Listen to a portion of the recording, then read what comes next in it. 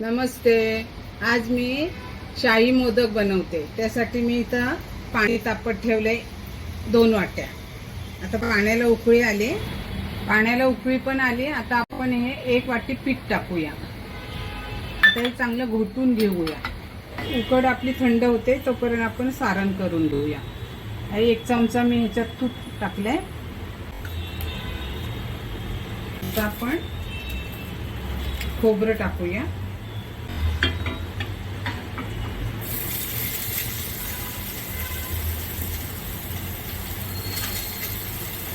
हलक्याशा नारळाचं आणि 1 वाटी गूळ घेतले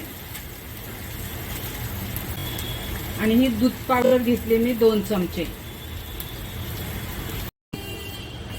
खोबरं आणि गूळ टाकलेले आपण. आता हे आपण 1 वाटी पनीर टाकूया. चांगलं मिक्स करून घेऊया. आता हे आपलं सारण व्हायला आले. आता ह्याच्यामध्ये आपण ड्रायफ्रूट पावडर टाकूया. काय ड्रायफ्रूट घेतले? काजू, बदाम आणि बेदाणे.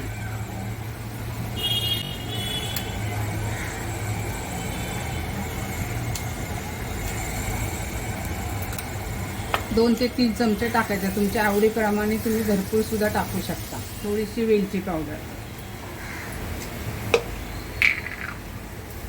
हे चांगलं सुकं करून घ्यायचं. मोदकाचं सारण आपलं आता तयार आहे.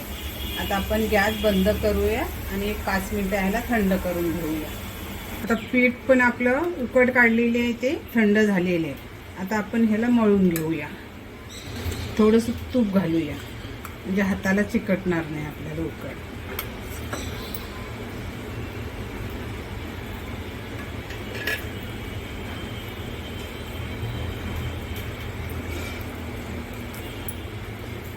ते सारण आपलं थंड झालेलं आहे. आता पीठ पण इथं मळून झालेलं आहे. हे बघा एकदम लुसलुसीत झाले. आता एक छोटासा गोळा घेतलाय, मोदकाचा साचा घेतलाय. थोडंसं तूप लावायचं. तेल पाणी काही लावू शकता, पण आपल्याला शाही मोदक करायचे आहेत म्हणून आपण तूप लावतोय. आता ह्याच्यामध्ये हा गोळा भरायचा आणि पातळ अगदी त्याच्यामध्ये लाटी पातळ करून घ्यायच्या आतमध्ये. हे बघा एकदम पातळ करायची. आता आपण त्याच्यामध्ये हे सारण भरूया. जेवढं बसेल तेवढं सारण भरून घेऊया. 1 चमचा, 2 चमचे.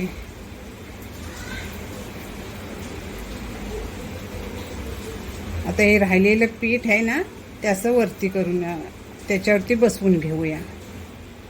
हे असं सगळं मागच्या साईडने पीठ लावून घ्यायचं. हे बघा किती छान मोदक आलाय बघा.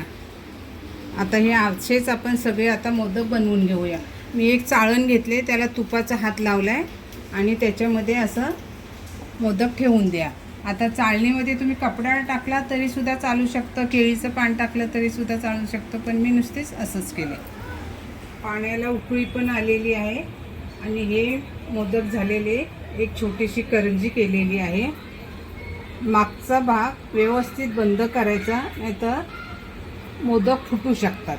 आणि थंड झाल्याच्या नंतरच चाळणीतून मोदक काढायचे असतात. आता ही कढई मी याच्यावरती ठेवते आणि 10 मिनिटं वाफवून घेते. वरती झाकण नीट ठेवायचं.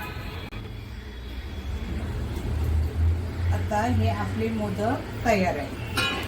शाही पनीर उकडीचे मोदक आवडले तर आम्हाला कमेंट करून सांगा. थँक्यू.